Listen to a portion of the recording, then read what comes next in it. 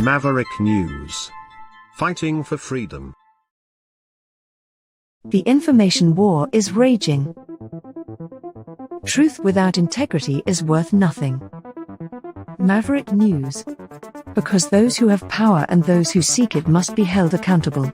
The world is watching. Join our family of truth seekers. Donate today and add your voice to the chorus of Maverick Knights. Donate at maverickdonations.com. Truth. Integrity. It's the Maverick way.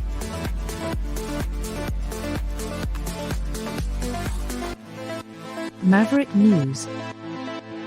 The world is watching.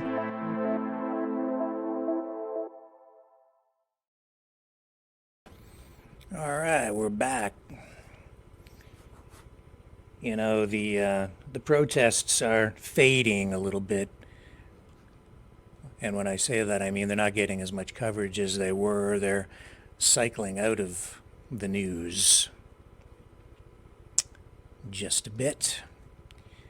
So the attention is waning.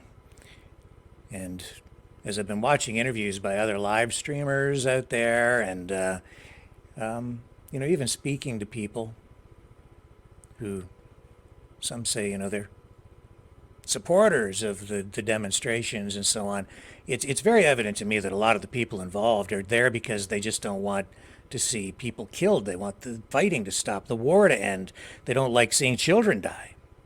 Totally understandable. But beyond that, they often don't have any kind of understanding at all about what the real issues are surrounding the protest, or where it's going, or where these demonstrations are ultimately likely to lead. But we'll continue to cover all of this.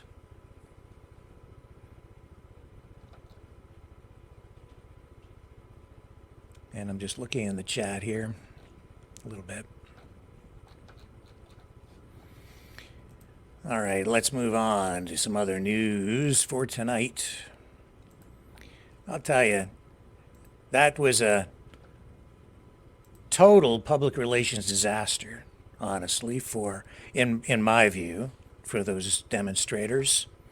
Really stupid move. It diminishes public support for them. If they were more open and kind and welcoming, and if they would just speak to people, you might find you'd make some more friends. But this hard line, it's a public relations disaster. If not now, it's coming.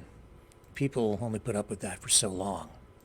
I'll tell you who else had a public relations disaster within the last day. Joe Biden. Yeah. He, you know, here's a guy who is withholding military aid now to Israel, I would say to win an election, because he is pausing shipments of, or says he will pause shipments of artillery shells and other munitions, to certain munitions, to Israel if they go in and conduct a military operation in Raffah. You know, the irony in this is that it was exactly that kind of action that got Donald Trump impeached when he was accused of withholding military aid to an ally. Now Biden's doing exactly that, and it doesn't look like there's any effort on the horizon to impeach him for that. But that being said, when he talks about this, it just, and he did to CNN. This is CNN's Aaron Burnett interviewing him, and Biden, I mean, you just couldn't have a worse a worse PR representative than this guy. Let's take a look at this clip. I want to ask you about something happening as we sit here and speak, and that, of course, is Israel is striking Rafah. I know that you have paused, Mr. President, shipments of 2,000-pound U.S. bombs to Israel due to concern that they could be used in any offensive on Rafah. Have those bombs, those powerful 2,000-pound bombs, been used to kill civilians in Gaza? Civilians have been killed in Gaza as a consequence of those bombs and other ways in which they go after population centers. And I made it clear that if they go into Rafah, they haven't gone into Rafah yet. If they go into Rafah, I'm not supplying the weapons that have been used historically to deal with Rafah, to deal with the cities, to deal with that problem. We're going to continue to make sure Israel is secure in terms of Iron Dome and their ability to respond to attacks like came out of the Middle East recently. But it's just wrong. We're not going to supply the weapons and the artillery shells used that have been used. Artillery shells as well. Yeah, artillery shells.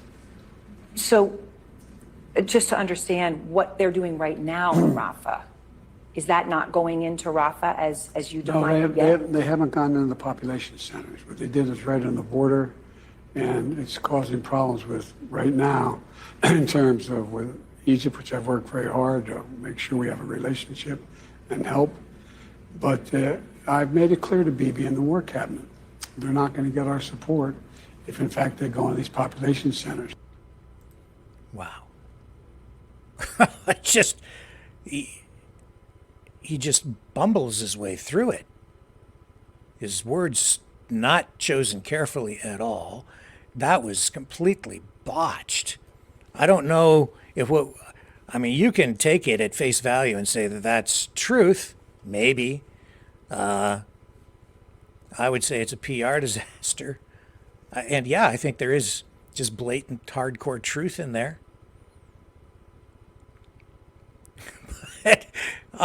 It's a war, and even in war, when you're dealing with, you're still dealing with public relations, and the language that he chose. I just couldn't ever see, Admiral Kirby or Jake Sullivan or even Donald Trump, with all of his faux pas, bumbling through something like that in such in an apt manner. My God, what a disaster. It's like why is that guy in that position? How did that happen? If you were in the business of PR, if you were a PR representative for a company and you put in that kind of performance, you would get fired immediately. Just saying. That's just like, did he intentionally try to shoot himself in the head politically? Certainly sounded like it. What? That's the President of the United States. Oh my. That's how you lose the war. Right there. Just put that guy in charge. What are we going to do if we ever have to defend the country? Man alive, I'll tell you. Here, check this out. This is a reaction to that from Fox News now. Here's Jesse Waters. I'll run this clip just to give you a taste of the conservative side and how they're viewing what you just watched. Fox News alert. Joe Biden's currently withholding military aid to our ally Israel in the middle of a war against Hamas because of political pressure from radical students. Right now, Israel's on the cusp of going into Rafah in southern Gaza, the final battle of the war. Hamas is entrenched among the Palestinian civilian population, has nowhere else to go, and still refuses to return hostages or agree to a ceasefire. And just moments ago on CNN, Joe Biden threw the protesters a bone, declaring that Israel would never receive these American weapons if aid went into Rafah. Watch. I made it clear that if they go into Rafah, they haven't gone into Rafah yet. If they go into Rafah, I'm not supplying the weapons that have been used historically to deal with Raffah, to deal with the cities, to deal with that problem. It's just wrong. We're not going to supply the weapons and the artillery shells used that have been used. Artillery shells as well. Yeah, artillery shells.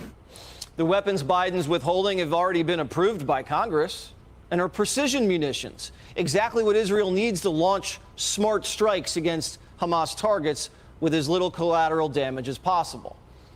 This is exactly the opposite of what Biden declared Israel's mission should be, remember? Do you believe that Hamas must be eliminated entirely? Yes, I do. It's now clear that President Joe Biden's withholding military aid from an ally to help win an election. It's the exact same thing Democrats accused Trump of doing and impeached him for. See, Biden's problem is that he's barely able to function. He's in mental decline, and he's trying to play both sides against each other. He's trying to say that his support for Israel is ironclad while still trying to make it look like he supports the Palestinian side because he wants all those Muslim votes up in Michigan. And he's into these interviews, and he doesn't know whether he's coming or going. He's all twisted around. He has no moral compass. He has picked a side, and the side that he's picked is his own. That's the problem. He doesn't give a darn, from what I'm hearing, about Israel, and he doesn't care about the Palestinians. And he sure as heck doesn't seem to be very focused on eradicating Hamas the way that he said it had to be eliminated. He's just focused on himself and getting reelected.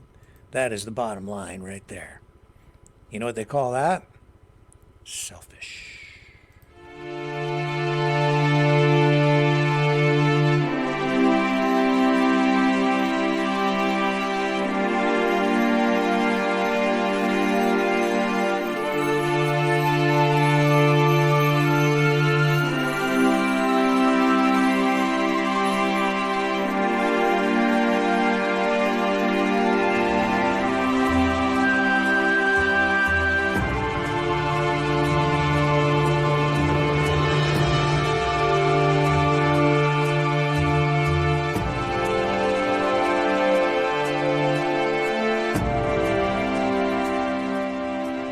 Maverick News. The world is watching.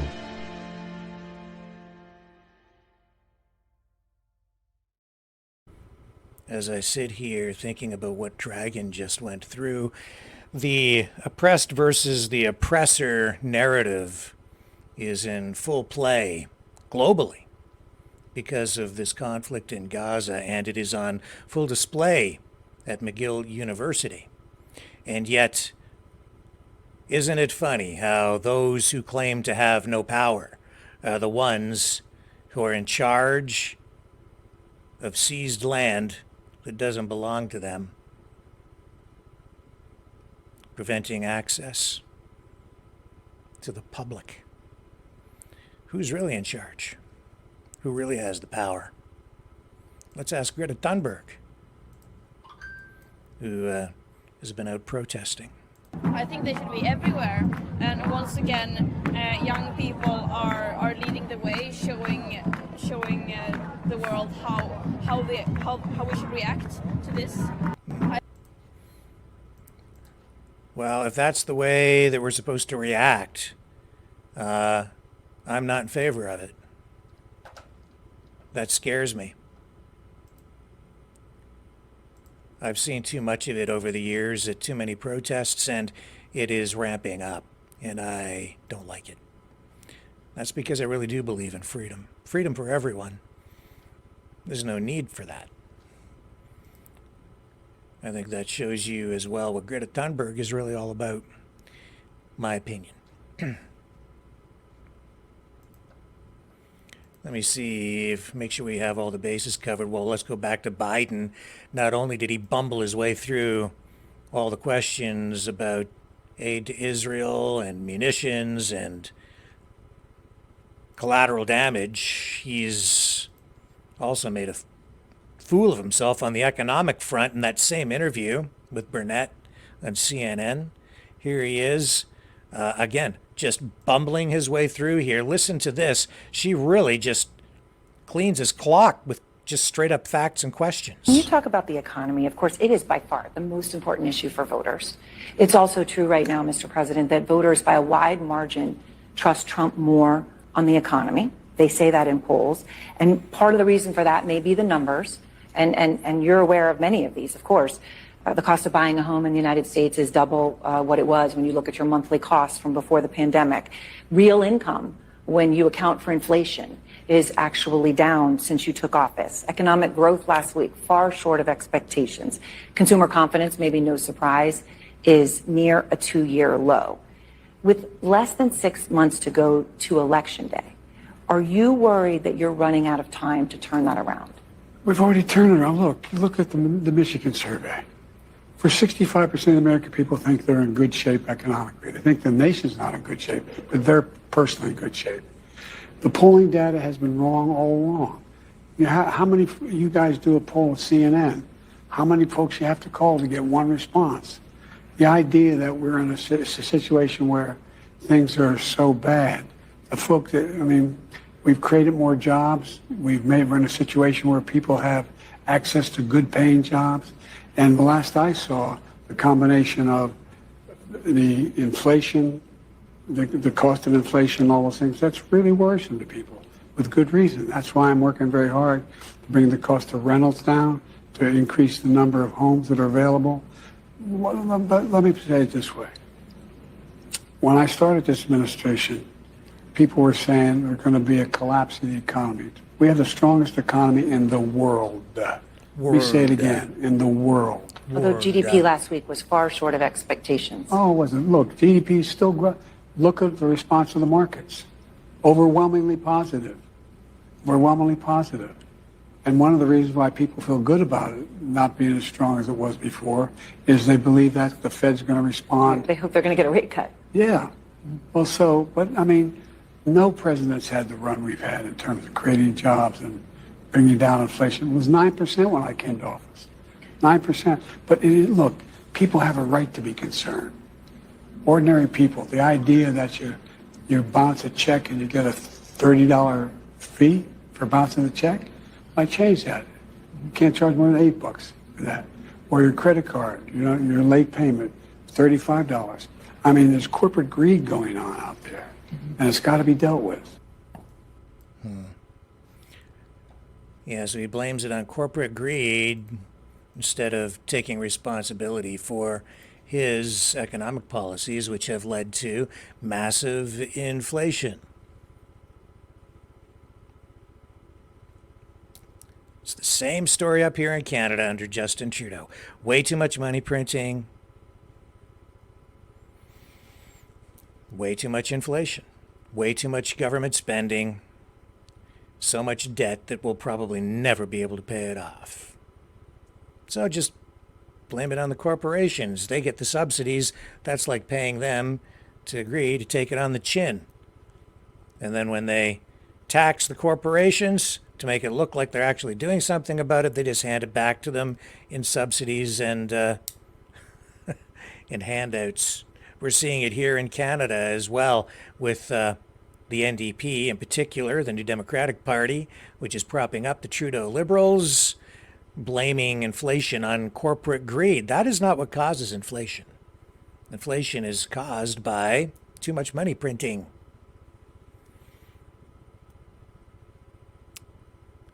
And so the NDP here is talking about grocery store prices. We're seeing a month-long campaign encouraging people to boycott Loblaw stores, which is, I think, the country's largest grocery store chain because of rising prices in the stores, accusing them of price gouging.